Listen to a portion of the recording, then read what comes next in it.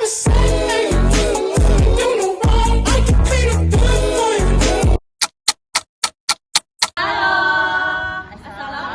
warahmatullahi wabarakatuh. Perkenalkan, kami dari kelompok 2, kelompok imunologi. Kami akan memberikan video tentang edukasi tentang sistem imun dalam tubuh.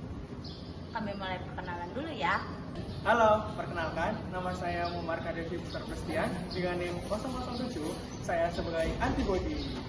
Halo, aku Belajar Pakati dengan NIM 24080010013. Halo, nama aku Amanda Azizi Anindya dengan NIM 2408010014 dan kami berdua sebagai makrofag. Oke, halo, perkenalkan, nama saya Naila Atacha dengan NIM 16, saya sebagai antigen. Halo, perkenalkan nama saya Tasya Suci Rahmadani, NIM 21. Saya di sini sebagai sel B pembelah. Halo, saya Polda saya NIM 093 sebagai sel B plasma.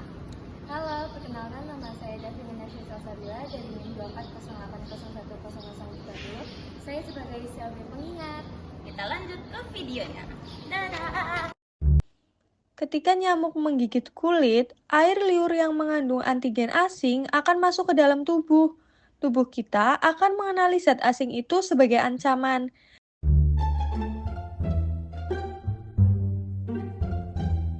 Wah, ada benda asing di sini. Stop! Siapa kamu? Aku antigen. Aku mau masuk ke tubuh ini. Jangan harap kau bisa masuk ke dalam tubuh.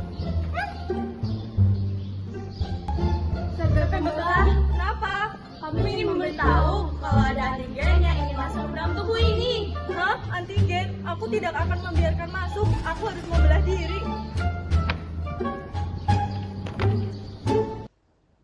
Setelah antigen dikenali, sel B akan menampilkan potongan antigen itu di permukaan menggunakan molekul yang disebut MHC kelas 2.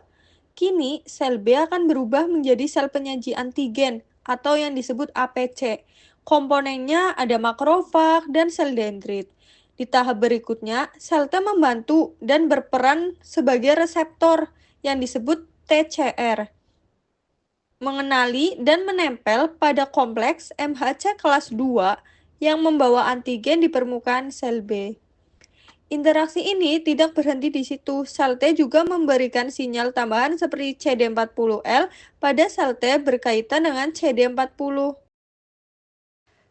Ketika sel B aktif, sel B akan membelah diri menjadi sel plasma dan sel B memori. Sel plasma berfungsi sebagai pabrik antibodi yang memproduksi antibodi spesifik dalam jumlah besar untuk melawan antigen yang sama. Sementara, sel B memori akan menyimpan informasi tentang antigen tersebut, sehingga jika suatu saat antigen yang sama masuk kembali ke tubuh, sistem imun dapat merespon dengan cepat dan lebih kuat. Wah, ada antigen. Aku akan membentuk antibodi. Kunci dan menghancurkan sel-sel yang menyerang. Sel B bisa menghasilkan jutaan antibodi yang kemudian beredar di tubuh lalu membasmi kuman hingga ancaman terburuk bisa teratasi. Woi antigen, jangan lari! Semuanya serang!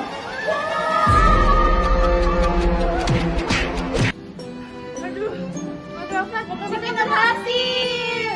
Yeay!